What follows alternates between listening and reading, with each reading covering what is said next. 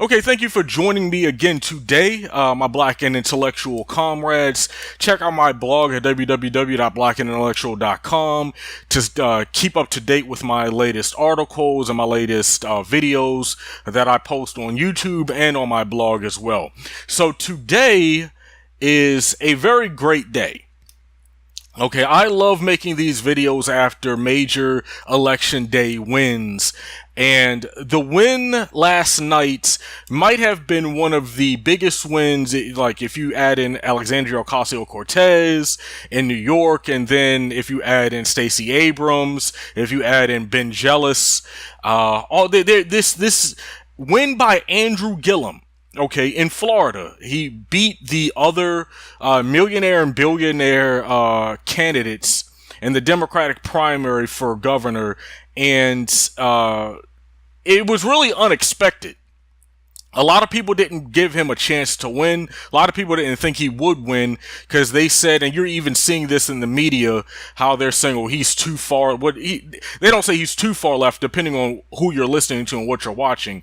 But they're definitely calling him far left. They're saying, "Oh, he has some views that aren't popular," yada yada yada. You're hearing the typical, crap from the corporate media.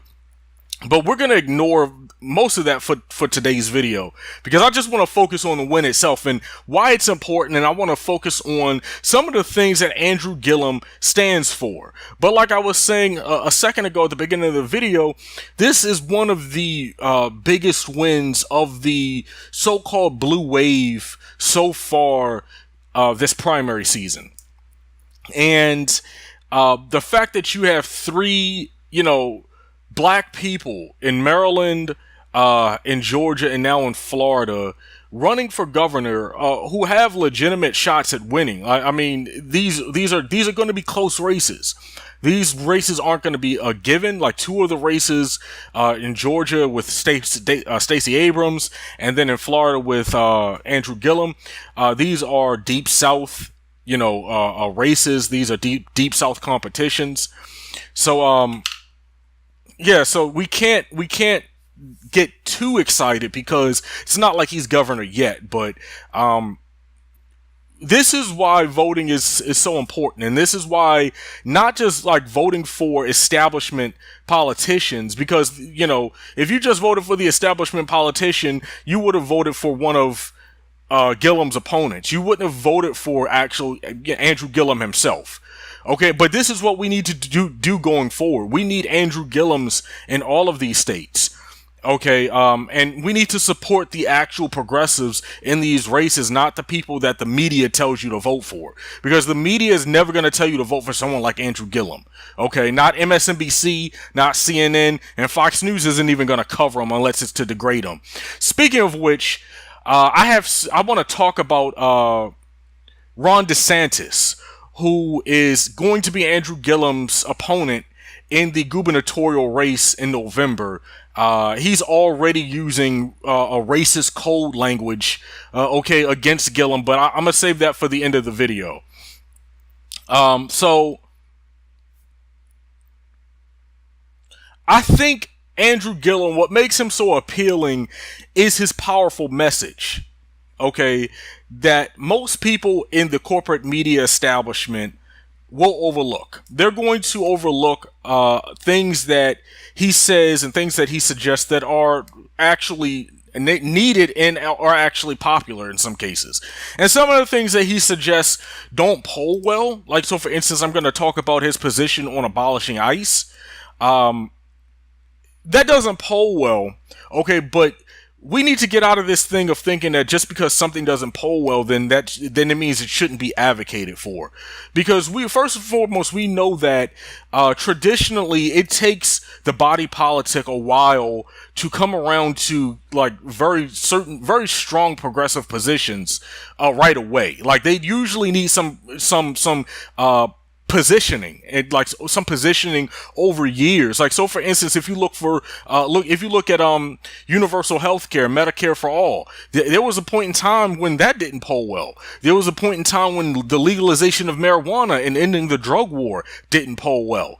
Just because abolishing ICE doesn't poll well doesn't mean that it shouldn't be advocated for. And people People miss that point. So you're going to hear people bring that up a lot. Oh, he said he wants to abolish ICE, so he's a far left radical, and they're going to say that as a bad thing. I call myself a radical. I don't consider that to be a bad thing, but they use it as a pejorative. Okay, if you listen to this man speak, you realize we need people like him running against these far right candidates everywhere where we can place them. Okay, he ran a campaign against opponents who outspent him. Okay, who had the support of the establishment, the Democratic Party establishment, and this kind of just goes to show you how tone deaf the leadership within the Democratic Party can be in terms of who they decide to put their weight behind and who they decide to support. Like I said, no one gave him a chance. Matter of fact, he was down in the polls a few days ago. I've seen polls that had him in like third or fourth place just a handful of days ago. Okay, and he pulled off this upset victory and in a stunner of a finish. I mean, this is if you believe in voting rights, if you believe in the power of the vote, if you believe that the goal for progress in this country, for black people, for other groups of disadvantaged people as well, the goal isn't to just complain about it, but it's to actually the complaining about it really isn't the goal, to be perfectly honest with you.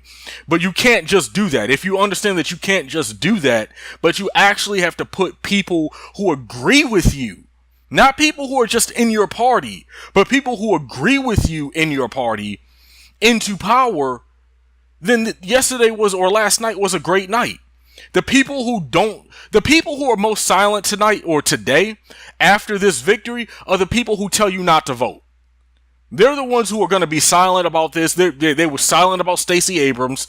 They're silent about this because they want you to believe that the only path forward for black people and for other groups of people is to just sit on YouTube and complain and make videos and not actually do anything proactive, not actually give money to campaigns, canvas for different politicians, for progressive politicians that you support.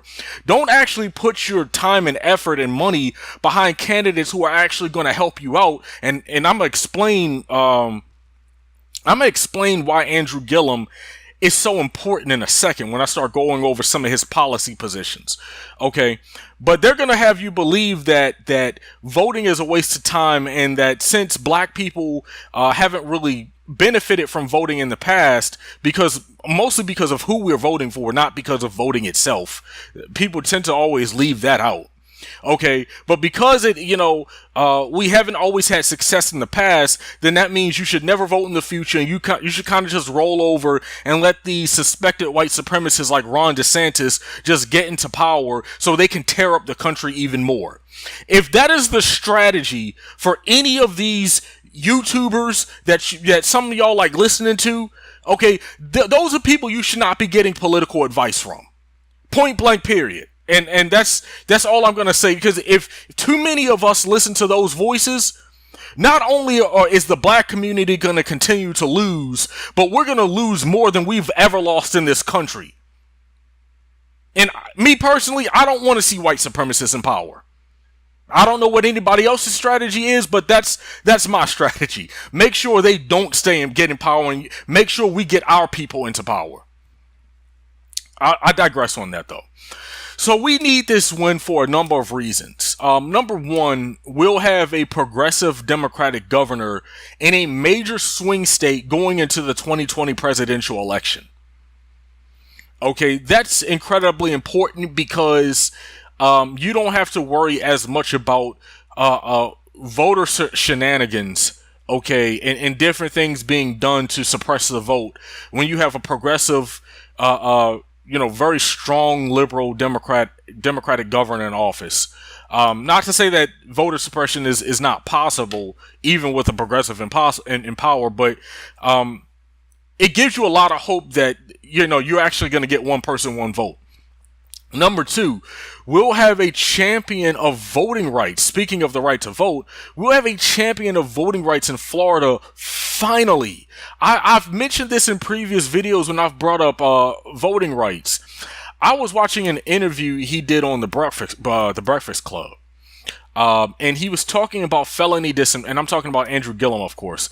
He was talking about felony disenfranchisement and how 1.7 million black people can't vote in the state of Florida even after they've done their time and are out of prison. In a state like Florida, where the races are always close, okay, that is a big deal. It's a big deal that so many people are legally prevented from voting. And these are black people. So, and even, some non-black people as well, some other people of color. So these are people who are disproportionately going to vote Democratic. Okay, so when you are suppressing the vote from a group of people who vote for Democratic politicians more than Republican politicians, that is going to have an impact on who wins and who doesn't win in that state. I've mentioned that numerous times in the past, and the fact that Andrew Gillum is championing the end of felony disenfranchisement, and he wants to make it possible for people who have done their time to vote after they've gotten out of prison. Okay, that's a big deal. That would do wonders for the left in the state of Florida.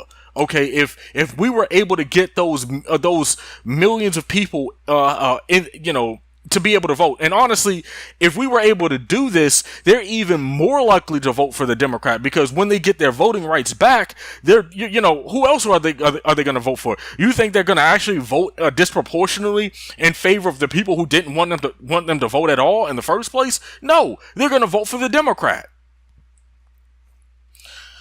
Okay, so here are some of Gillum's, and this is just like some of his positions. This isn't even all of his positions.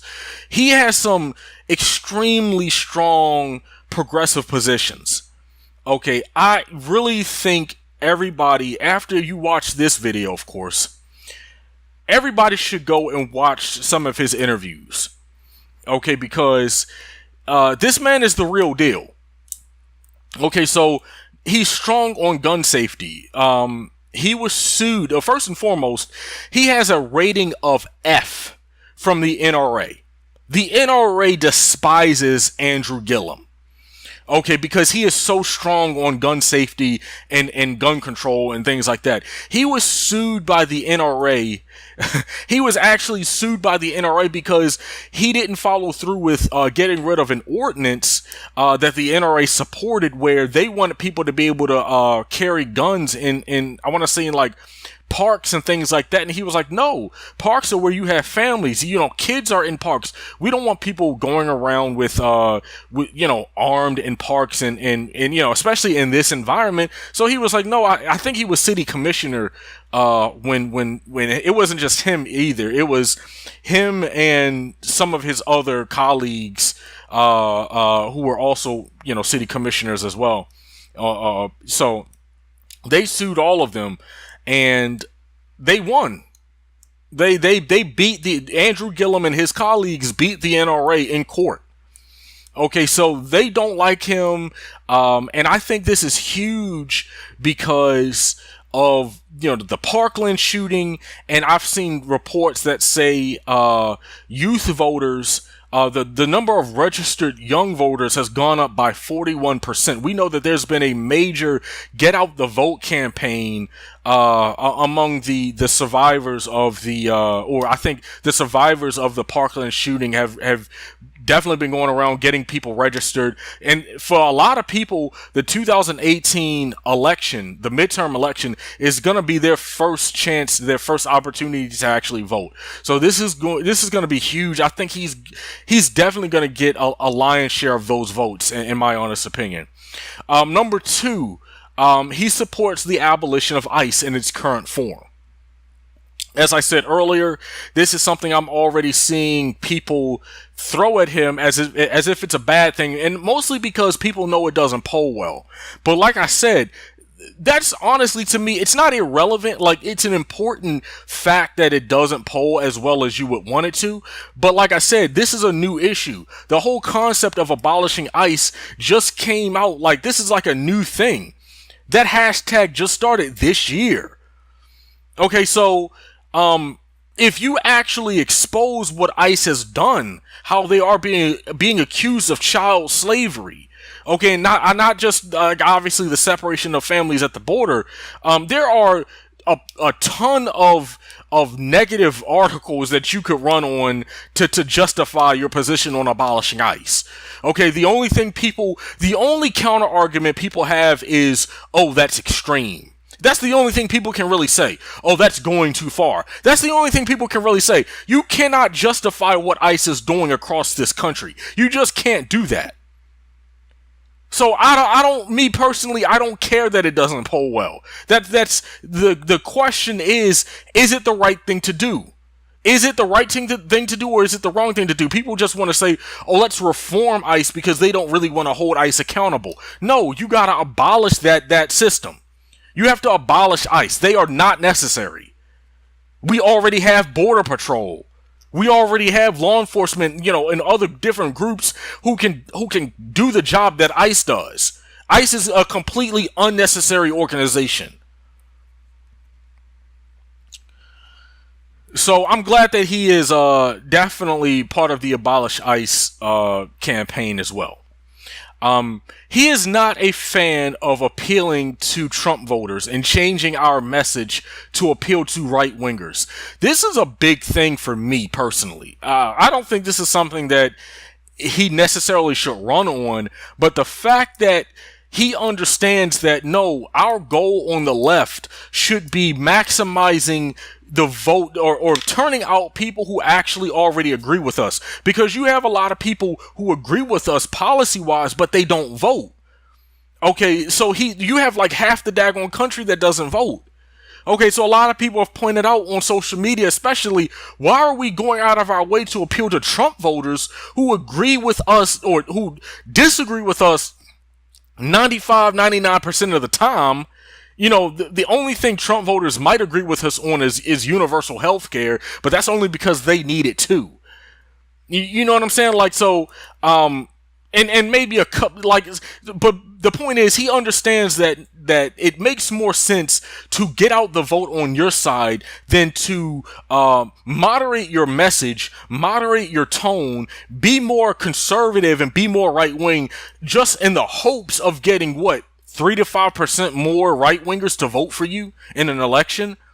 That whole Republican light strategy continues to fail. And the fact that you have people who continue to push that message, even though it's a known failing strategy. Okay, the whole Republican light strategy is the reason why Democrats have lost over 1,000 seats over the past, 4 years or more. Okay, that is not going to work, and we need to stop, smart people need to stop suggesting that. So he understands that, and he wants to maximize the progressive message by getting out people who actually already agree with us. I couldn't agree with that more. Gillum is also an advocate for the legalization of marijuana, and we know how drug laws have been used historically against the black community. So legalization is incredibly important to stifle mass incarceration. I saw an interview where he actually used the phrase prison industrial complex. Okay, in the past leading up to yesterday's election. Now, some people might be saying, why is that important? It's just a phrase. It's incredibly important because, first of all, because of framing. Okay, and you have to understand that a lot of the people who are very apologetic about the criminal justice system, about the prison industrial complex, they don't use that terminology because that framing is not positive. You can't put a positive spin on that when you're calling it the prison industrial complex. That's negative framing. But it's negative framing because it's a justified way to frame it, because the prison industrial complex is a plague on the black community. It's not a positive thing by any stretch of the imagination. So the fact that you have a politician who knows that and understands that, and that they're willing to call it out for what it is a big deal. You know how many Democratic politicians would never use that phrase? You know, most of them, I would say, would never use that phrase. You know, that phrase is the phrase of activists. You know, people like Michelle Alexander. She uses that phrase, the author of The New Jim Crow. Angela Davis, another major activist who has been doing activist work for years. She's used that. She's been using that phrase for many years, actually, decades even. Okay, so the fact that we might have the ability to get somebody into office, and look, I don't live in Florida, so I can't vote for Andrew Gillum, but I am definitely giving money to his campaign. Definitely. I mean, and I think everybody, I'm not just his campaign, I'm giving money to Stacey Abrams, I'm giving money to Ben Jealous. We need to actually fund these people. We need to because they actually understand the issue of facing our communities. Okay, if we can get somebody into office who gets that, who understands the proper framing of the prison the prison system, and how, look, I talk about the importance of independent black media a lot, and one of the things I constantly say is the reason why independent black media is so important is so that we can change the narrative and we can change the discussion. Okay, and so an aspect of that is using the right words and using words that don't cover up for what's going on in the criminal justice system, but actually calls out what's going on in the criminal justice system and uses the proper language to describe the issue at hand. So he supports the legalization of marijuana, which, like I said, would be huge in taking shots at the system of mass incarceration. So something else, he wants to raise taxes on the richest corporations in Florida, and he wants to use that money for education and rebuilding schools. He believes in trades training and vocational training such as welding and various forms of construction training, electronics, HVAC training, jobs that are actually in demand and are high paying. These are not jobs that are being taught in schools anymore. Schools aren't teaching people or teaching kids how to use their hands, and schools aren't preparing, I think, children properly for the future, for the workforce. They're preparing students to take tests, what Andrew Gillum calls a high stakes test, where you're basically being prepared to pass the test, but you're not actually being trained to actually make money and survive on your own. So he wants to bring these trades training occupations back into schools in Florida, and honestly, that should be on a national level, because that's something else that would help out our community a lot, because it would give our people the necessary training to actually know how to build things. Okay, how to use your hands to build objects and to demand a high wage when you go out and you take these jobs to do plumbing, for instance, to fix a roof, to do all sorts of things. So that's definitely a good thing that he wants to raise taxes on rich corporations. Gillum believes in universal health care and Medicare for all. He believes healthcare is a fundamental right. I believe healthcare is a fundamental right. I think that he can gain a lot of traction on this issue because we all know his opponent, Ron DeSantis, does not believe that. But again, I'm gonna get to Ron DeSantis in a second. He's actually Andrew Gillum is actually serious about the threat that climate change poses, especially in Florida, which has been hit by major hurricanes in the past. So he's a supporter of a new green economy and green technology like solar energy. He said in past interviews that he wants Florida to be a global leader in solar energy. Okay, so again, that'll bring all sorts of jobs to the state of Florida, high-paying jobs as well. And a big one for me, this is a big one, and the fact that you have people in the media calling, Andrew Gillum an extreme candidate, after I know that Gillum supports this, really gets under my skin. Andrew Gillum supports the repeal of Stand Your Ground in Florida. Okay, he is very good on criminal justice issues. I would like to see him push the envelope a little bit further on criminal justice, but that's just because I speak about that so much and I'm so passionate about that issue. People would call me an extremist if I ran for office for mayor or governor. If I ran for office and my views on criminal justice issues, they would definitely call me an extremist. I know that for sure. So Andrew Gillum, he has to kind of watch his words a little bit. But when he ran for mayor of Tallahassee, he didn't get the support of the police union. They were against him. Okay, they called him anti-cop. They called him anti-police because he supports the repeal of Stand Your Ground. Okay, he speaks passionately about what happened to Trayvon Martin. Okay, so, again, for people who don't think you should vote, but for people who don't think voting is a good solution for the black community, are you trying to tell me that you would rather have Ron DeSantis in office as governor of Florida?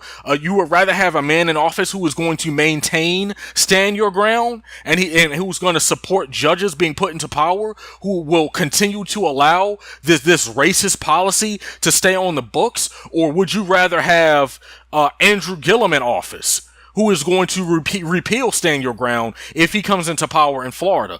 Which would you rather have? If you actually care about the black community, as some of y'all try to act and some of y'all try to pretend, I mean, it's a clear choice. This is not something where it's because people like to try to say, well, the Democrats are just as racist as the Republicans. People use that stupid false equivalency because what they really want to hide is they really want to hide the fact that they don't really want to do anything. They kind of just want to get online and get on social media and complain about racism and complain about white supremacy all day, but they don't want to actually put their money where their mouth is, and they don't want to actually get on the ground and do some hard work and actually support candidates like Andrew Gillum, who actually, if they come into power, would do wonders for the black community. Let's cut out these ridiculous false equivalencies between the Democratic Party and the Republican Party. I wish, honestly, I could debate some of these people. Some of these people I listen to, not consistently, because sometimes I just come across these videos and I'm like, okay, let me see what they were actually discussing. Let me see if this is a panel with 10 daggone people on this panel. Let me see if any one of them have some common sense. And I'm sitting here listening to this panel discussion like, man, like, if black people are taking political advice from these knuckleheads, we're lost. And we're going to continue to lose. Nobody can tell me that black people not voting is a good strategy. Nobody can tell me that putting strong progressives like Andrew Gillum and Ben Jealous and other people into power, people who are actually going to get into office and advocate for you and not cover up for white supremacy. I'm gonna digress. Very quickly, I want to talk about Andrew Gillum's opponent in the general election named, I've mentioned his name several times already, Ron DeSantis, who is a far-right extremist. This is the real extremist in this election. The media is going to engage in false equivalencies because that's what they do. They're going to say, they're going to try to say Gillum is just as extreme as DeSantis. No, he's not. Gillum actually supports the people. Gillum is actually trying to help people. There is nothing extreme about that. The extremist, the fascist, the plutocrat is Ron DeSantis. There's only one extremist in this election, and that is Ron DeSantis.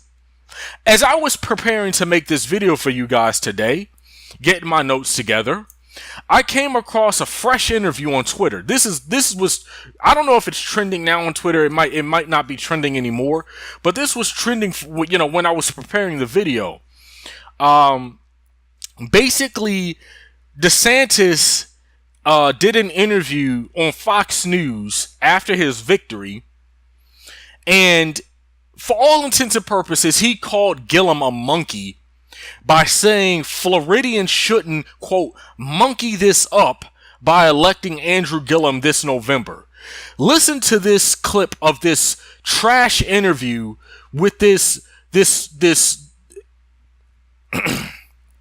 let me not get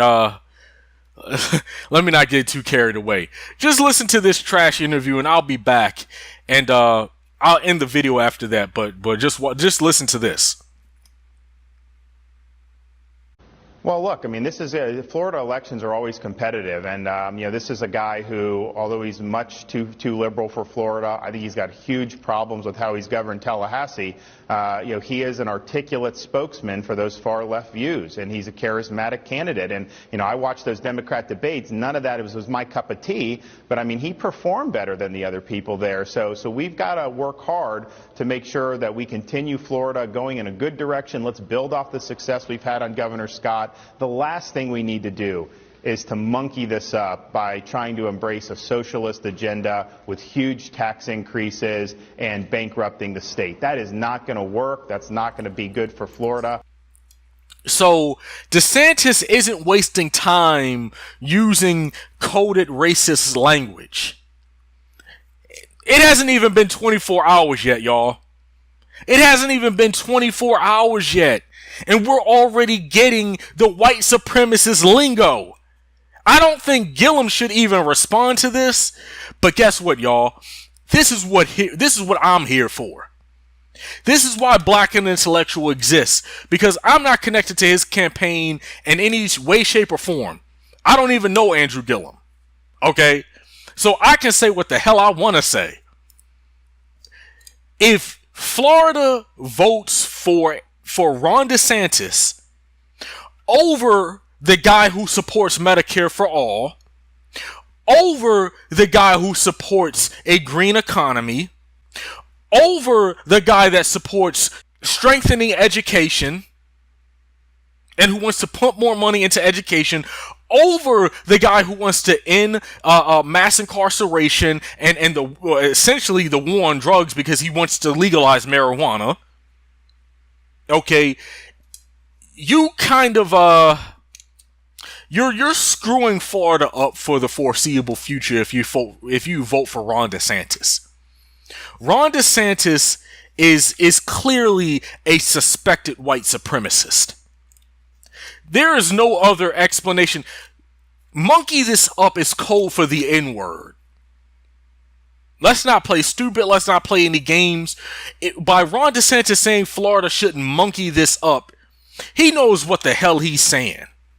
He's basically using the N-word without calling Andrew Gillum the N-word. That's basically what he's doing. And when he calls him a socialist, that's another thing. Which Andrew Gillum isn't a socialist as far as I know.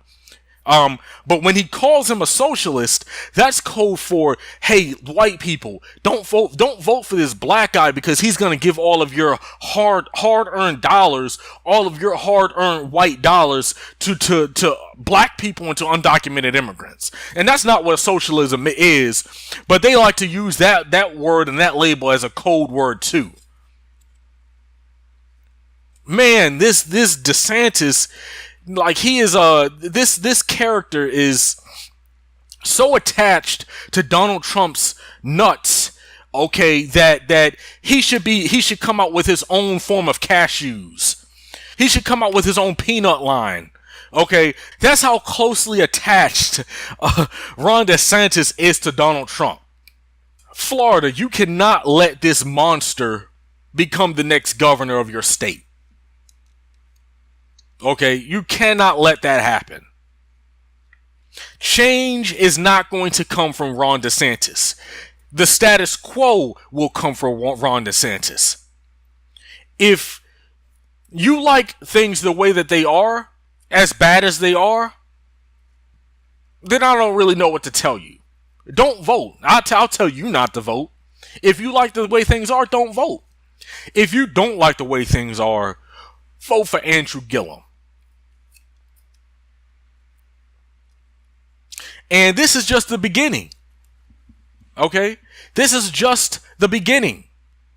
We are going to see more ads like this. Well, not ads. This wasn't an ad, but we're going to see all sorts of racially tinged ads, racist ads.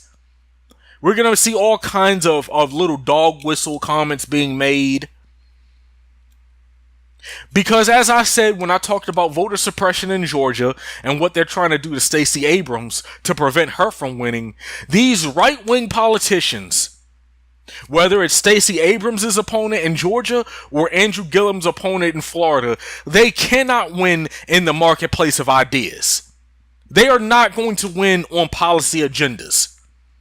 Because their policy agendas, quite frankly, suck. The only thing they have are the culture wars. The only thing they have are dog whistle politics. The only thing they have is voter suppression. So, like this video, share this video for sure. Click the bell beneath the video to stay abreast of when, or be alerted when I post my new video. And as I said at the beginning, go to my blog at www.blackintellectual.com. Please give to Andrew Gillum's campaign, give to Stacey Abrams' campaign, give to Ben Jealous' campaign. We need to actually start financially backing the people we support. We can't just keep talking about it. We can't just keep complaining. We actually have to get some. I understand everybody can't get on the ground and do canvassing. I understand that. I know people have to work. People have obligations. Everybody can't be a canvasser. Everybody can't go door to door, knocking on doors and things like that. But if you can't do that, you can give money. You can go online, you can go to these people's, their websites, and you can give $5. You can give $10. You can give what you are able to give, because every little bit helps. So that's all I have to say about this. I have a good feeling about the 2018 midterm elections. I have a good feeling. I'm gonna stay positive, and yeah, let's keep moving. Let's keep exposing these people for who they are and what they are. And let's keep fighting, because I feel like we are winning. It may not seem like it, but I feel like we are winning. And if we can take back Congress, at least the House, but we might even have a shot at taking back the Senate. If we can gain some power in Congress, Trump is immediately going to be a lame duck president. If we can get black governors in Georgia and Florida, both of those states, especially Florida, but even Georgia, these states are going to be battleground states in the 2020 election. Florida is going to be Florida is always in play, but Georgia is going to be in play in 2020, but especially if we can get Stacey Abrams in power. So that's all I have to say about this. I will see you guys later.